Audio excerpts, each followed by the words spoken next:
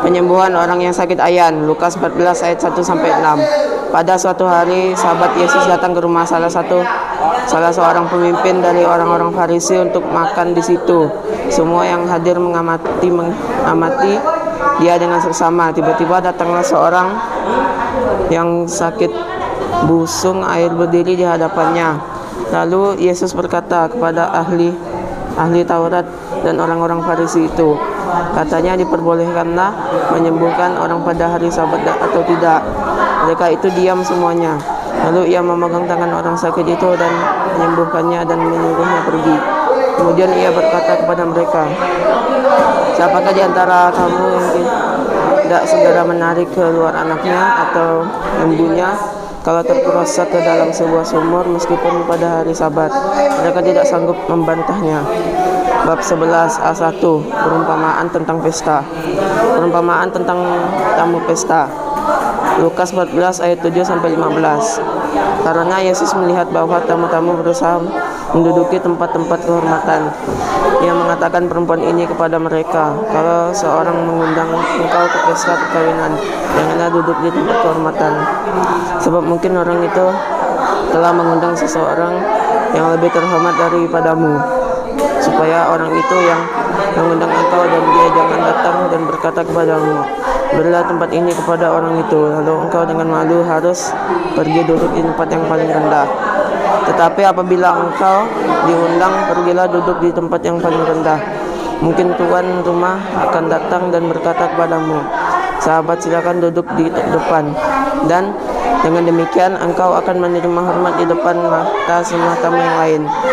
Sebab barang siapa meninggikan diri, ia akan direndahkan, dan barang siapa merendahkan diri, ia akan ditinggikan. Dan Yesus berkata juga kepada orang yang mengundang dia, apabila engkau mengadakan perjamuan siang atau perjamuan malam, janganlah engkau mengundang sahabat-sahabatmu atau saudara-saudaramu atau kaum keluargamu atau tetangga-tetanggamu yang kaya, karena mereka akan membalasnya dengan mengundang engkau pula, dan dengan demikian engkau mendapat balasannya. Tetapi apabila engkau mengadakan perjamuan, undanglah orang-orang miskin, orang-orang cacat, orang-orang lumpuh, dan orang-orang buta, dan engkau akan berbahagia karena mereka tidak mempunyai apa-apa untuk membalasnya kepadamu, sebab engkau akan mendapat balasannya pada hari kebangkitan orang-orang benar. Mendengar itu, berkatalah seseorang dari tamu-tamu itu kepada Yesus, berbahagialah orang yang akan dijamu dalam kerajaan Allah. Perempuan tentang pesta agung, Lukas 14 ayat 16-24. Tetapi Yesus berkata kepadanya, ada seorang mengadakan perjamuan besar dan ia mengundang banyak orang. Menjelang perjamuan itu dimulai, ia menyuruh hambanya mengatakan kepada para undangan, adalah sebab sesuatu sudah siap. Tetapi mereka bersama-sama meminta maaf. Yang pertama berkata kepadanya, aku telah membeli ladang dan aku harus pergi melihatnya, aku minta dimaafkan. Yang lain berkata, aku telah membeli 5 pasang lembu kebiri dan aku harus pergi mencobanya, aku minta dimaafkan.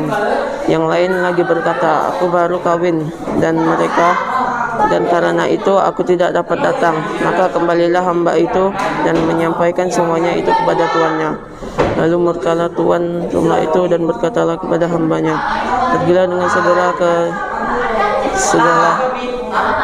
segala jalan dan lorong kota dan bawalah kemari orang-orang miskin dan orang-orang cacat dan orang-orang buta dan orang-orang lumpuh.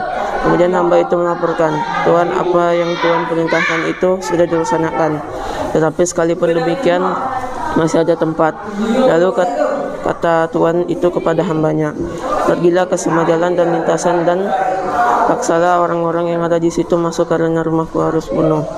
Sebab aku berkata kepadamu, tidak ada seorang pun dari orang-orang yang telah diundang itu untuk menikmati jamuanku. Harga mengikuti Yesus, Lukas 14 ayat 25-27. Pada suatu kali banyak orang yang berduyun-duyun mengikuti Yesus dalam perjalanannya. Sambil berpaling ia berkata kepada mereka, jikalau seorang datang kepadaku dan ia tidak membenci bapaknya, ibunya, istrinya, anak-anaknya, saudara-saudaranya laki-laki atau perempuan, Bahkan nyawanya sendiri ia tidak dapat menjadi muridku. Barang siapa tidak memikul salibnya dan mengikuti aku, ia tidak dapat menjadi murid-muridku.